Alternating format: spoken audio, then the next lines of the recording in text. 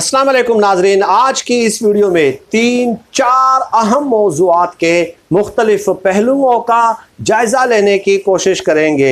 नाजरीन, वीडियो का जो थंबनेल आप देख रहे हैं उसके दो हिस्से हैं। एक हिस्सा तो ये है कि साद रफ़ीक साहब ने कप्तान की मिन्नते तरले की हैं, उस हवाले से चंद हक़ाइक़ सामने आए हैं, वो मैं आपकी खिदमत में पेश करूँगा। और इसके अलावा शरीफ ख़ानदान एक बार फिर मदद लेने के लिए कतरी शहजादों के पास पहुंच गया है। इस खबर की हकीकत क्या है और हर मुश्किल में शरीफ ख़ानदान कतरी शहजादों के पास क्यों पहुंच जाता है, इस हवाले से भी चंद तफसीलात आपकी खिदमत में पेश करूंगा। लेकिन उससे पहले मुख्तसरन एक दो खबरें आपकी खिदमत में पेश करना ज़रूरी समझता हूँ। नाजरीन, हनीफ अब्बासी साहब के हवाले से यकीनन आप जानते हैं कि इलेक्शन से पहले सुप्रीम कोर्ट में केस की समाअत हुई, उनके खिलाफ जजमेंट आया सुप्रीम कोर्ट का बाकायदा फैसला आया और उन्हें गिरफ्तार किया गया।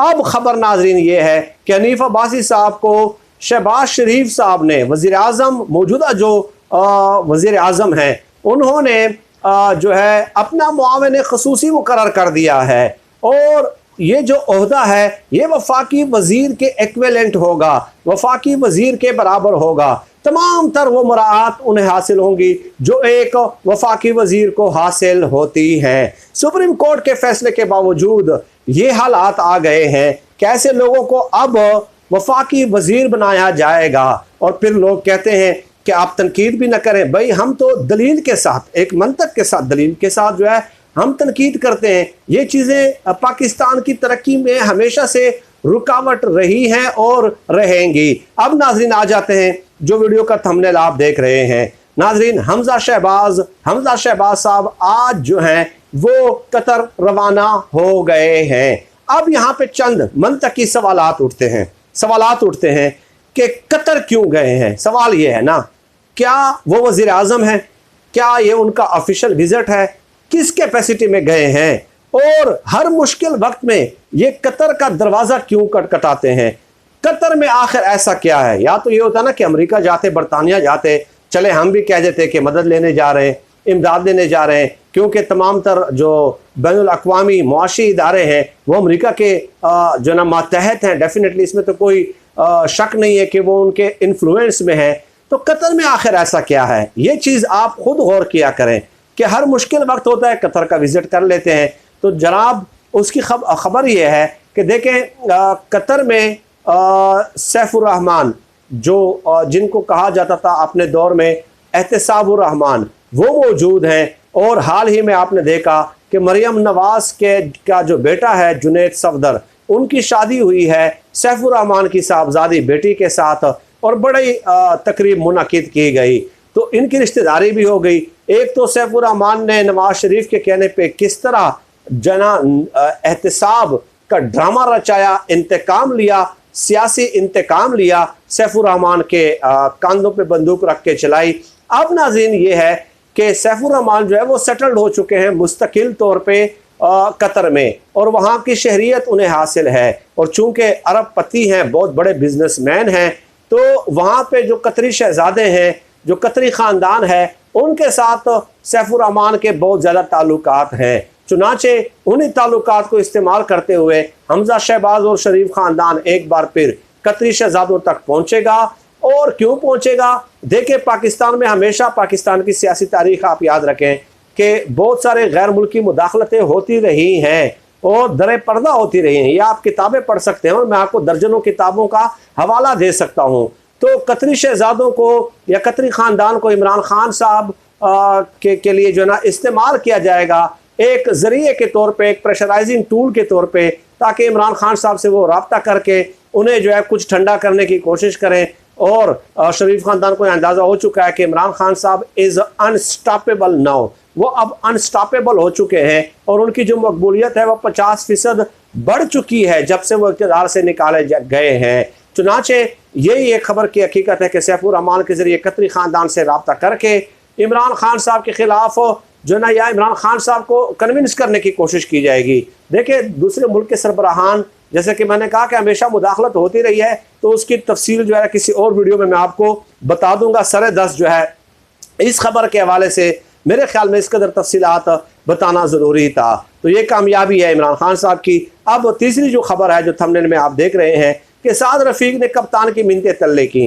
अब नाज़रीन ये मिन्नतें तरले कब की हैं? शहजाद अकबर के हवाले से आपको पता है कि गुज़श्ता दिनों साद रफ़ीक ने एक बयान दिया था कि शहजाद अकबर जो है, एहतसाब अकबर जो है, वो बैरून मुल्क फ़रार हो गया है, मफरूर हो गया है, हम उनको नहीं छोड़ेंगे।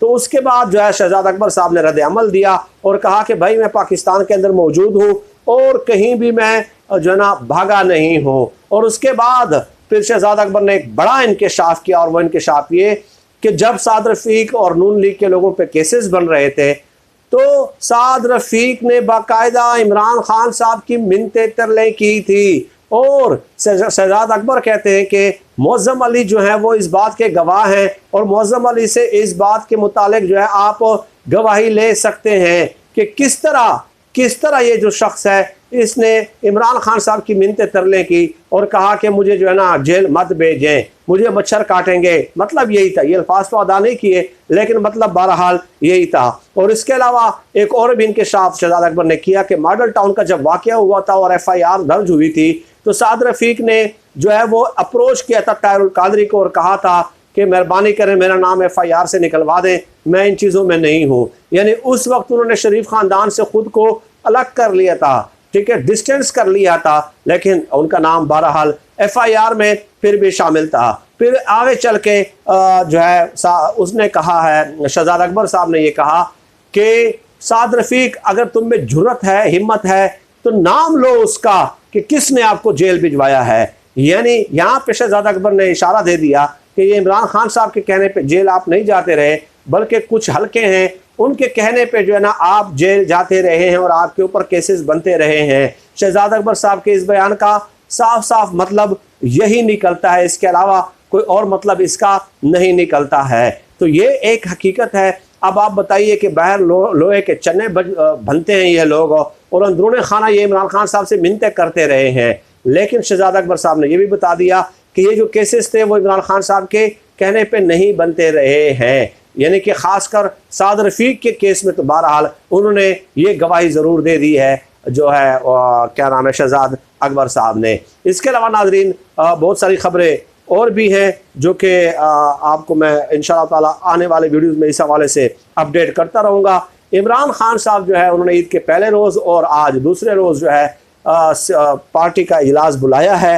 ईद में भी आप देख लें कि किस कदर एनर्जेटिक हैं इमरान खान साहब, किस कदर एनर्जेटिक हैं कि वो ईद के दिनों में भी सियासी मुलाकातें उन्होंने जारी रखी हुई हैं। और आज के दिन जो है खुसूसी तौर पे गौर किया जा रहा है बनी गाला में कि लॉन्ग मार्च या धरने की जो तारीख है वो कौन सी रखी जाए। मई का आखिरी हफ्ता तो अनाउंस कर दिया था ऑलरेडी इमरान खान साहब ने, लेकिन अब ये फैसला होना है कि किस स्पेसिफिक तारीख को जो है ना धरना शुरू होगा और फिर ये आखिर तक जारी रहेगा। सर-ए-दस्त नाज़रीन इन्हीं गुजारिशात पे इत्तेफाक करता हूँ। अल्लाह पाक से दुआ है कि अल्लाह पाक हमें खल्क़ खुदा के लिए आसानियाँ पैदा करने की तौफ़ीक़ अता फ़रमाए। आमीन या रब्बल आलमीन।